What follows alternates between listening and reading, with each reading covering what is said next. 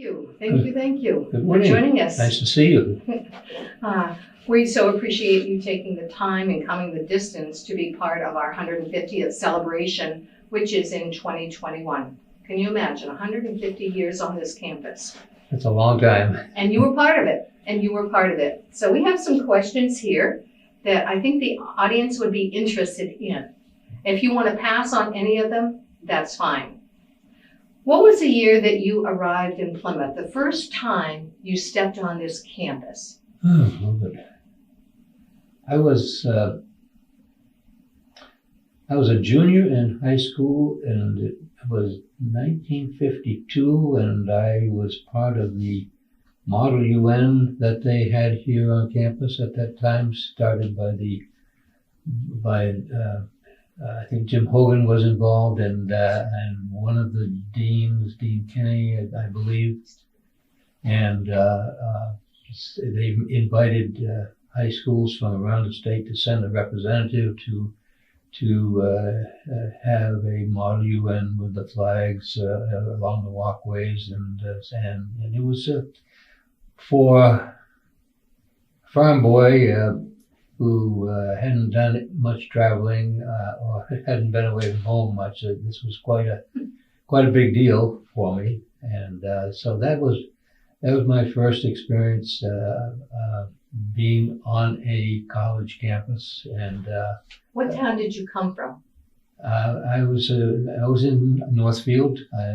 Back then it was called Tilton Northfield High School. It's now Winnisquam Regional High School, and so I think the Rotary Club sponsored me, and it was a 2 or 3 day event, in an attempt to, educate students and other people. Hopefully, we were going to bring back to our schools information about the experience and so forth, and for me to interact with the college students here was quite. It was very good, to be exact. They were wonderful. The college students. The campus was very small then, and we stayed in hall dorm. And this college students gave up some of their rooms so that we could have a place to sleep, and I remember there was pool tables in Mary Lyon Hall, and they were teaching me how to play pool and so forth. So yeah, in addition to the academic experience, it was a great social event for me. Would Mary Lyon have mostly women there at that time? Yes, oh yeah, sure, yeah. When did you arrive with a position in hand? Well, actually, I arrived before I had a position in hand, because right out of high school, I had two choices: to continue working at the leather mill for the summer,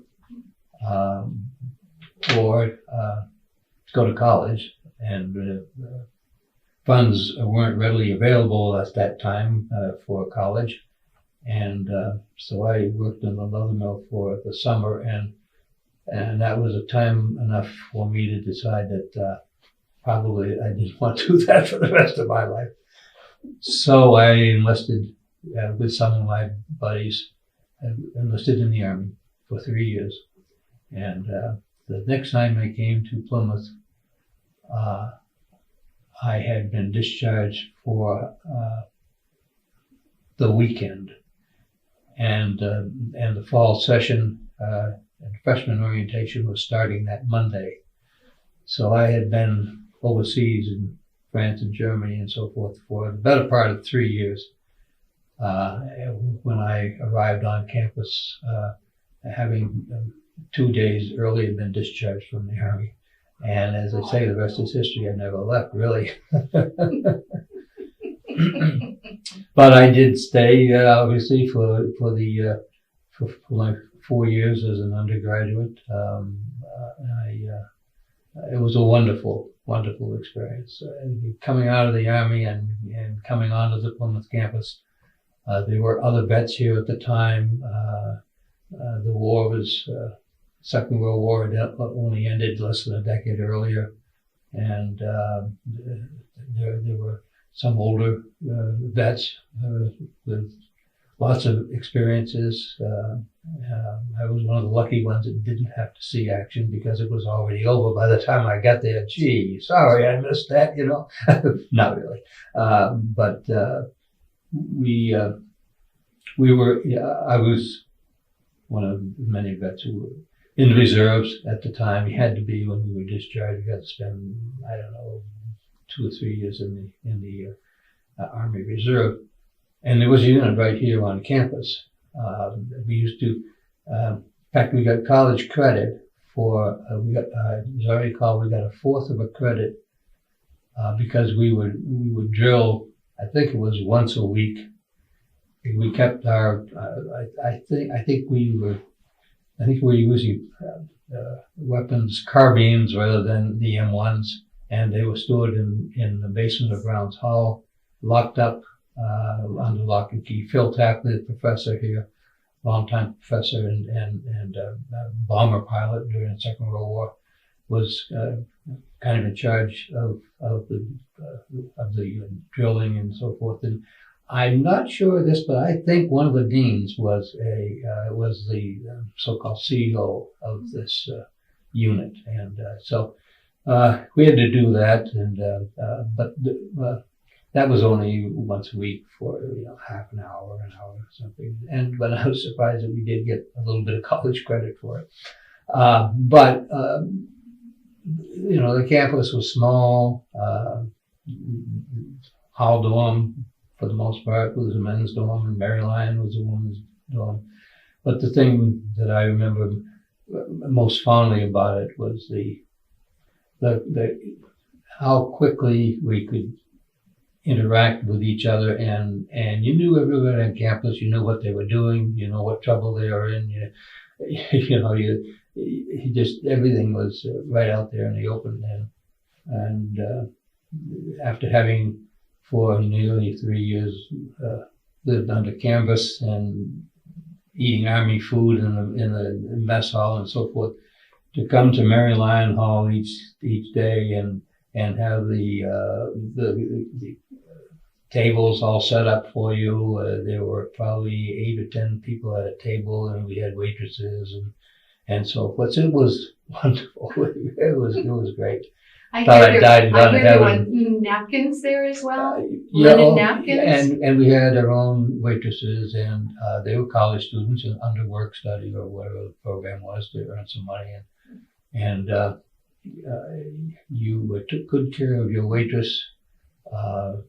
We would have I think it was 8 or 10 guys at a table, big round tables, and so they, the waitresses would bring out the food, and you had a waitress all the time at your table, and if she kept you well fed and kept the milk coming and so forth, she would get rewarded at birthdays and holidays and things like that.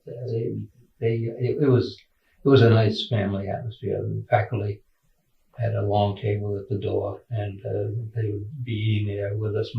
Most of them, because the married faculty, would be somewhere else. But it was a real close family, non-threatening type of. Can you recall how many students would have been in the undergraduate program at that time? About 350, I think. Our freshman class was the biggest that ever. We had 150 in our class. Incidentally, I applied for admission from France to Dr. Bagley, who was, among other things, doing admissions work. And I knew I didn't want to make the military career after I had been in there for a week or so. And so when it came time to look at what I'm going to do when I get discharged, I looked at colleges, and I knew the GI Bill was there, which was going to make it financially possible with part-time jobs and so forth. I knew I would be able to afford it. And so I applied by mail, and Dr. Bagley reviewed my credentials and so forth, and admitted me sight unseen. Back in those days, you usually went through an interview process, but because I was not going to be back stateside until the college was about to start, things got waived for me, and so that was my first experience with Dr. B, and he was one of the big influences on me as a student here. And tell me why. Why was he a mentor to you, a colleague? Yeah, well, all the students loved him. He had the handicap, but nobody after the first. I remember the first orientation meeting that we had. He had a little trouble with a couple of words, and some people were, kind of, what's going on? But the more they listened to him, and they could feel his they felt for him, and they were rooting for him. Get it out, Doc, get it out. And so everybody loved him, and he was so helpful with students, and he was always around. He was around all the time in Maryland Hall for the evening meal and so forth, and he'd sit around and chat with the students afterwards. And so, yeah, it was good. It was good. That's great. So when you came here, what was your position? When I came here as an employee. As an employee, thank you. Okay. Well, when I graduated, I was what they called back then. I was one of the last dual majors, which allowed you to be certified for the upper elementary and the high school. And turned out, in order to get all the requirements in, first of all, you had to take a heavy load each year, and it was there were a lot of methods courses and so forth, because you had to have both the upper elementary, and secondary school. So I was in that group, the last group to go through, and I did my practice teaching at Idle Lakes High School, and also at they call it demonstration school here in Plymouth. And when it came time to look for a job, by then I was married and had a child, and so I was looking to stay around the area, and Holding Central School offered me the best contract, which at that time was $3,800 and $100 for coaching. So and that was one of the highest contracts that was in my class. And so I decided that there was a nice environment over there. So I was there for 2 years, and the principal left, and I became principal, and stayed there till 1965, which was about 3 years as principal and 2 years, teaching principal, and then 2 years as a teacher. And then Doug Robertson, who was an alumni trustee, and it was also a penmanship teacher for Reinhardt, and he would travel all around the state teaching at the various schools, teaching penmanship to improve the students, and the town would hire him to do that. So that was his work. And he lived here in Plymouth, and he was very active in the alumni, and he would talk to me when he was at my school then, and because I was principal, and he talked about alumni stuff, and he got me involved in the alumni and with the Alumni Association, which was all volunteer,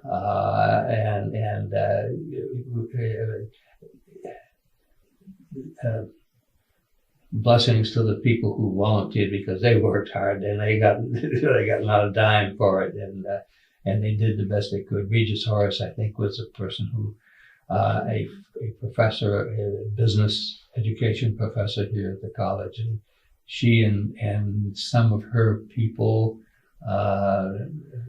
really did all the work about communicating with alumni and getting the first structure started. So anyway, Doug would talk with me, and he said, you know, at the trustee level, we've been talking about getting the alumni associations at the Plymouth and Keene organized a little bit better, and I think we're going to get money for a full-time executive secretary. He said, I think you ought to apply for that. And I said, well, I'm very happy here at Holderness, and they've been good to me, and the kids are great, and so forth. He said, yeah, but, it's a chance to get into the college. And I said, well, you're right. I'll think about it. And I did over the winter of 65. And I decided, I talked with my wife, and we decided that probably that would be a good career move for me. So I told Doug that I would be interested in the position. And so I guess he talked with Harold Hyde, and the money was going to be allocated. And it turned out that in March, Dr. Hyde sent me a letter and said that they would like to have me take the job. And so I said, okay, and I gave I worked the rest of the school year at Holderness. But on July 1st, 1965, I came over here as the first executive secretary of the Alumni Association. Boy, I hope you made more than $3,500. Actually, I think that it was a full year contract versus just a school year contract. And I believe I'm correct that it was $7,000. Which, probably by then I was making 45 or so, because it was 3 years into my, actually more than 3 years, it was 5 years in. So I might have been up to 5,000. So 7,000 is a little pretty good. Plus I didn't have to worry about getting a summer job. I did everything in the summertime back then to get money ahead so I could continue teaching. And I drove a Coca-Cola truck most of the time, which was a real challenge in the Weirs, by the way, on motorcycle weekend. That was, I did that for 5 years. So anyway, that's another story. You talked about the number of students that were here. Do you have any idea the number of employees we had on this campus? Administrators? None. Well, and let's see. There weren't many. I mean, because most of them wore several hats. Like I said, as I said with Dr. Bagley, he was a professor. He was in admissions and I don't know who, a number of other things. So anyway, I came on the campus on July 1st of '65, and I was working on my master's at the same time while I was teaching, and so I was, we all had jobs, committees, different committees. So Dr. Hyde put me on the admissions policy committee. There's the tie. So I was really busy. I had myself and ACE, we called them secretaries and administrative assistants. And actually they did a lot more than, they were an equal branch in the office when you only had 2 people there. So you all have to pull the wagon. And so we were located in the top floor, the attic, the refurbished attic of the ad building, the white building right across from Brown's Hall. And it was bloody hot there in the summertime. And we set up the alumni. So we wrote the book. We got things started. We had a great, huge addressograph machine in the back that would, when you had these plates, these tin plates, you have the addresses on them and so forth, and you go back there and you type in the names and the addresses of the alumni. Again, we're trying to get a chain of communication that we could do frequently rather than just occasionally. And that thing makes so much racket, you hear it all over the building. It took 3 men and a boy to move it up there, and up the back stairway as it was. It was a huge monster. So the primary means of communication to our alumni at that time would have been a letter? Yes. Oh, yeah. Yeah, that's it. Hand typed sometimes. Well, not really hand typed, but the communication would be hand typed, but obviously you'd send it out. Can you recall bringing them back on campus those first few years? Well, see, I was 2 years doing the alumni work. The 60s, that was a time of great change in many areas. And for me, it was a time of a lot of change. So 2 years I was doing our major big function as a well-organized alumni was to have a retirement from coaching banquet for John Foley, who was being moved up to deanship. And of course he had, with his athletes, they worshiped the ground he walked on. So it was a major event, held it in the Armory, and it was huge. People from all over New England really came, and it was between myself and my secretary, it was Virginia. Her name was Virginia, and for life me, I should know her. I should remember her last name, but I can't think of it. But I remember recalling, he'll edit this out, but I do remember reading the list of people who attended. I think it was Judge Batchelder, Betty Batchelder, that shared that with me. Yeah. And I went through them all, names that we would all know that came to honor him. Right. I don't know what the percentage of high school coaches in New Hampshire had been students and athletes for John Foley, but it was a large number, and they all turned out in force. So that was a big deal, and probably the major thing, other than organizing the association and writing the rules and regs and so forth. Vivian Brown and her sister from Portsmouth, she was terrific. She was the president at the time, and I worked with her, and they were great, and I had a lot of help from other people. Clarification: Vivian Brown was the president of the Alumni Association. Yes, right, and she had been for years doing yeoman work with Regis Horace, and of course she and her sister were, I think they both were business education majors. And so that was a big help for me. Anyway, 2 years into that, and the education department needed someone to replace, at the last minute, someone who had left. And so, because I had been around the state, I was, in my spare time, I was a basketball referee, and I refereed all over the state. And I knew a lot of school people, and I knew some counselors, and so he said, "Look, would you have anybody in mind, first of all, that could replace you as alumni director?" And I thought for a minute,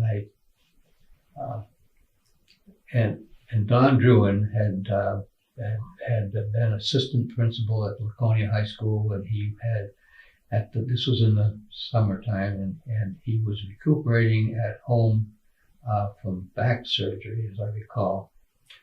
And anyway, I went down to his house in Lakeport, and we sat on the back porch, and I said, "Don, have you ever thought about coming in and working at the college. And he said, well, yeah, no. He said, well, why? Where's this going? I said, well, I've been offered a job in the education department as a supervisor of student teaching and to teach a couple of methods courses. But they need to get somebody to replace me. And I said, I think you would be fine for that. And Don had had a number of responsible positions, including assistant principal at Laconia High School and so forth. So I knew he was very capable. And he said, yes, I would be interested. So long story short, he came on board and I joined the education department and supervised student teachers for a couple of years. And then, again in the summertime, of course this was when I was on the education, when I was with the education department, I had summers off. And I was working on some postgraduate work down at BU, but not in summertime. I was doing it at nights. So I had the summertime off, and I was driving truck for Pike. And I got a call from Dr. Hyde, and he said, Chuck, would you be interested in becoming director of admission? Well, and I said, well, yeah, but I don't know. I said, I had never done anything like that. It was not part of my training. And he said, well, let me tell you, Jack Keefe, at that time, Jack Keefe was the director of admission. And he had replaced Bill Tellick, who had been the first director of admission full time. Bill Tellick lasted 2 years, and Jack Keefe was at the end of his second year, and I don't know what the reason was for either one of them, but Jack left very quickly, resigned very quickly, and Dr. Hyde called me and said, could you take this job? And I said, well, he said, you know a lot of people around the high schools, and so I said, yeah, I do, and I said, he said, you've been on the admissions policy committee at the college? And yeah, I had. It was interesting work. And I said, sure, why not? Take a crack at it. It was full time. It was a year-round job. I could get out of the truck business in the summertime. So I did. July 1st or thereabouts, I came on board, and Lorraine Blake was the admissions secretary. She was actually the admissions officer, both before I got there and after I got there. But she was terrific. She was just wonderful. But anyway, Jack Keefe, I showed up there the first morning, and he said, "Hey, Chuck, glad to see you." And he said, "The keys to the office are here. I'll work with you this morning, and I'm clearing out my desk this afternoon, and Lorraine will do the rest." So that was my training in the world of admission. That was my preparation. But Lorraine had been there for a long while, and she knew where all the things were, and she was very competent. She was with me for quite a while until Harold Hyde stole her from me, something I never forgave him for, to become his president's secretary. So that's how I got to be director of admissions 25 years later. I think the question we need to ask is, from the first year you took over as the admissions headmaster, wrong, 25 years later, what changes took place? What did you see change? Yeah. The changes were coming fast and furious. I just talked about the changes in the 60s to me, and I know that the best, so I can talk about it, but it was happening to everybody. The college was growing like crazy. There were programs being added. We no longer were Plymouth Teachers College. We were Plymouth State College. The business department was starting to flourish. Liberal arts was being talked about on the fringes. General studies program was developed for students who didn't know what they wanted to do or needed a little more preparation in certain areas. The admission requirements were changing. There were lots of small colleges around that were competing for the students. We were getting involved in recruitment, whereas before we were sitting back and processing applications and interviewing. We had to interview all the students back then, boy, that was a challenge, and so that caused us to have to enlist the faculty to help with interviews. We developed student admissions representatives to show students around the campus. We were cooperating. Fortunately, Plymouth's roots run deep and wide, and Gene Savage was director of admissions at the university, I'll have you know, and Gene was a big help. He and myself and John Cunningham, we worked together really well. We cooperated. The university could have stolen all our students if they wanted to. I kept telling Gene he was trying to do that sometimes, but he knew his heart really was at Plymouth. He was tried and true Plymouth, and so we cooperated to get the word out of what was available and how changes were occurring, and that was a good partnership between the three directors. We were competitors on the one hand, but at the same time we were helping each other, and we knew we had to do that. So think about the town itself. What changes have you seen in the town, again, during those years that you were here on this campus? We know there's a tremendous amount of change in population, the growth of the number of buildings that were either upgraded, modified, built. We had our freshman orientation in Silver Hall, and the previous year they had graduated the class of 55 in Silver Hall, but it was really not fully built.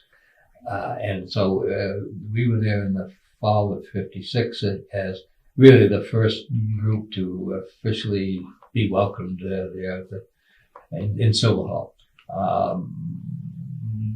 The campus was really Silver Hall and Mary Lyon Hall and Hall Dome, and then some of the residences, the wood frame houses that were sprinkled around were housing students. But that was it. It was nothing. The field house wasn't there, and there was nothing down in Holderness, and the Penny Hotel was still there, and as a matter of fact, during my student years, we helped move things out of Penny in that. Fire? No, not in the fire. I don't remember that, but yeah, it's a town. Yeah. It was a trying time for both the college and the town. We were infringing on their, privacy and so forth. In some cases, taxable land was being taken, but the college, on the other hand, was contributing back to the town by, for example, paying a large part of the fire protection that was required, the new fire trucks and so forth. There were some issues. There were some occasional scuffles between the college and the townies,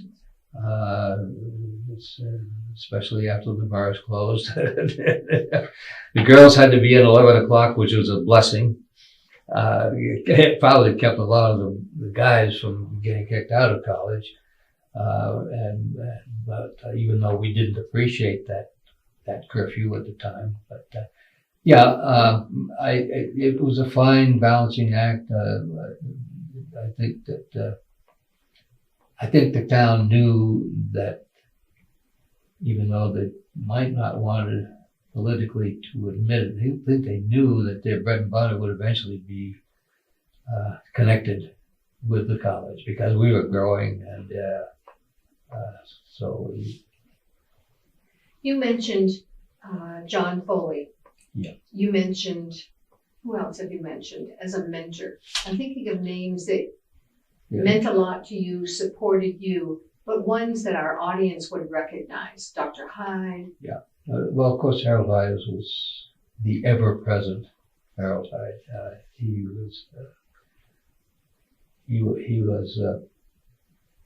was very unique, even for that time. I think he was president for 20, 25 years. College presidents don't last that long. I mean, they either work themselves to death or they make so many enemies that they get fired. He was able to stay for 25 years, and he supervised a lot of the growth at the college. I respected the man. I got along with the man.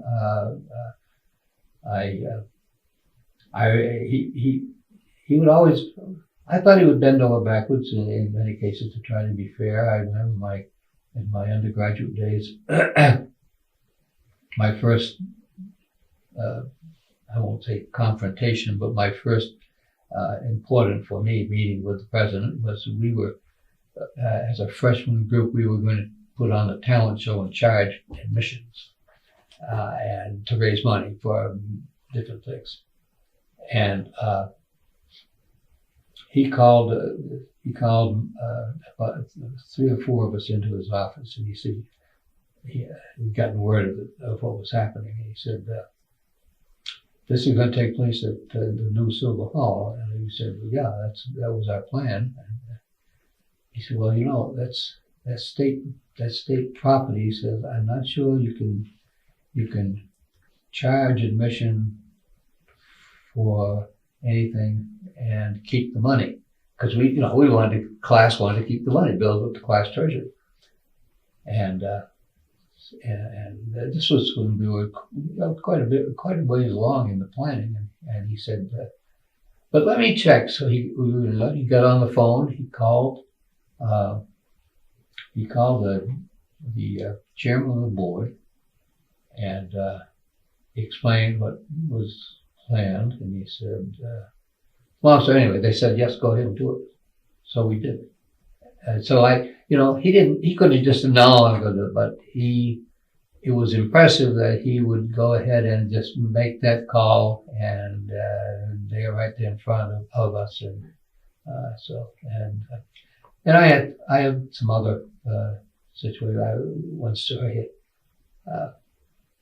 it became obvious in the late 60s and early 70s that we just had to have some help in the office, some professional help. In the admissions office. Yeah, we couldn't do all those interviews and all the other things, and visit all the high schools. We were visiting most of the high schools in the state. So I put a request in for an additional person. John Clark was that person, by the way. So I sat in the office with Dr. Hyde, and he said, "If I go through with this proposal," he said, "the budget's already been set." He said, "We don't have any money in there."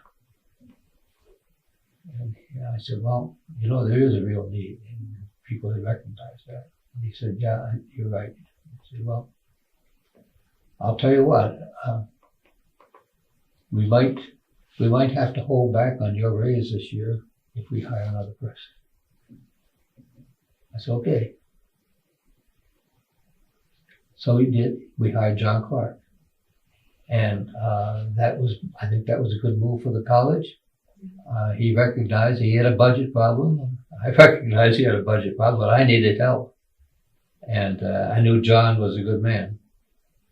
And he was teaching down at Ashland High School. And so John came on board. And then John was with us for 2 years, and they needed help in the college union. So John went over there to run the college union. And I had another good break. I got Gene Fahey. So this was 75. This was 1975. Gene replaced John. And, and Gene and John, I always said were the best hires that I could have ever made. And so that little story was unknown, but it represented Dr. Hyde's concern about money. He could squeeze a nickel and get a dime out of it as good as anybody. I think you've already answered this, but if we look back at your years here on this campus, please don't be humble. What would your major contribution have been? Well, I guess I had a lot to do with the type of student that came here. I hope I helped spread the word. I cooperated fully with my colleagues at Durham and Keene.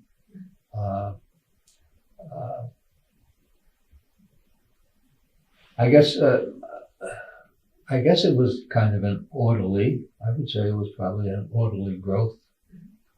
We didn't have any major problems and no scandals, and nobody was throwing rocks at the windows or anything. And I got along with the faculty. I learned to keep my mouth shut when I was supposed to. The faculty still ran the place, and we had this admissions policy committee, which was good, and they cooperated with me, and I cooperated with them, and That's what you're gonna ask. yeah.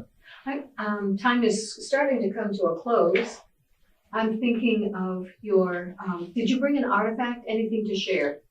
Well, I was, as part of my preparation, I was looking at some of my old contracts, and so I did have those contracts that the letter from President Hyde back in March of 65, and my first contract at the college here, but those, other than that, I was looking around for my student copy of the Plymouth plan, which older alumni will remember,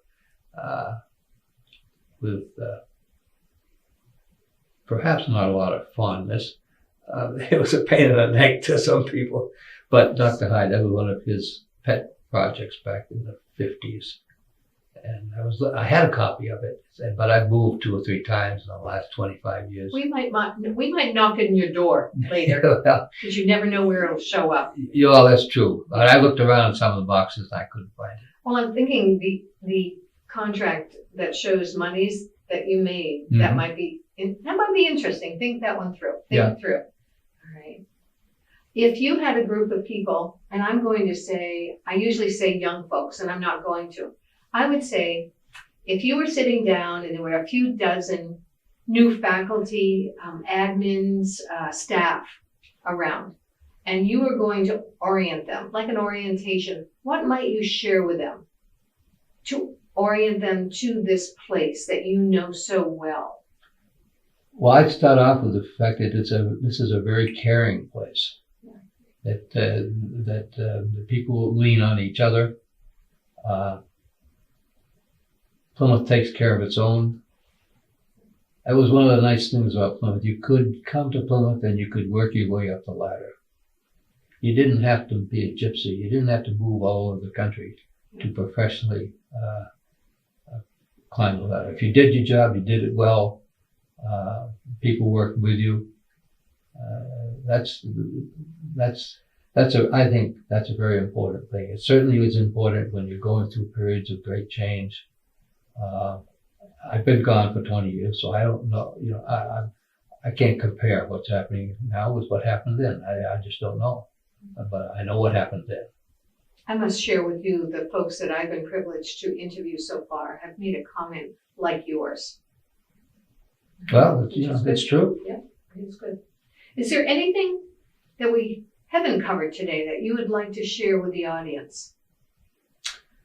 It was too much about me, and I'm sorry about that, but that's what I know best. It's, you know, Plymouth has really been my home.